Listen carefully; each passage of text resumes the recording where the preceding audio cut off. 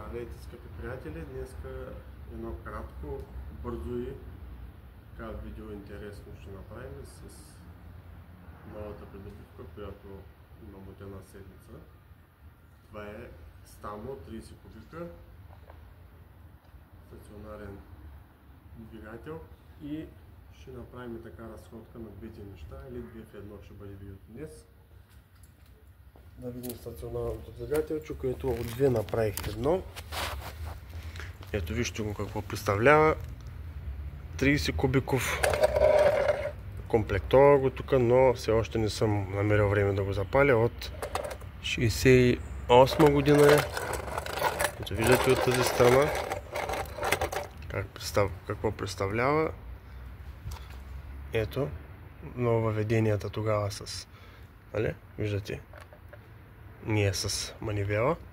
И ще направим една разходка да разгледаме изпартамента като добавка към това, което скоро запалих и направих видео за него от 90-та година. Така. Ето виждате всичко му оригинално. Човека, който е бил последният собственик, е вложил много любов в него.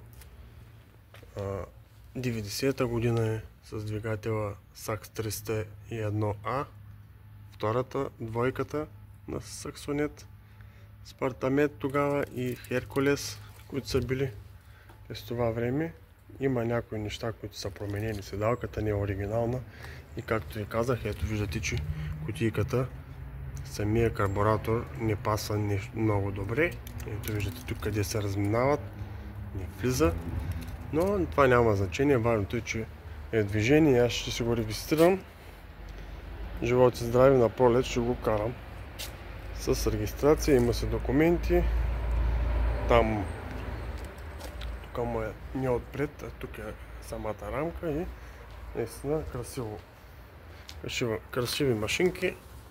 Стационарният двигател днес се занимавах с него. От два да направя един, но ето това лазенче не пасва нещо много добре и не може да се получи добра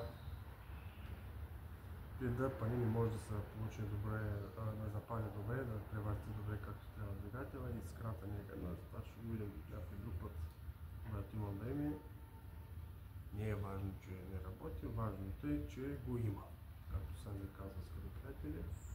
И така, две прекрасни машинки представих днес за вас в това прекрасно хубаво време. И сега отиваме да пием кафе. Днеска имам свободен ден. Занимавах се в гаража и това е. В хобито е спасението, скъпи приятели. В хобито. Приятен ден и до скоро от Мотовес.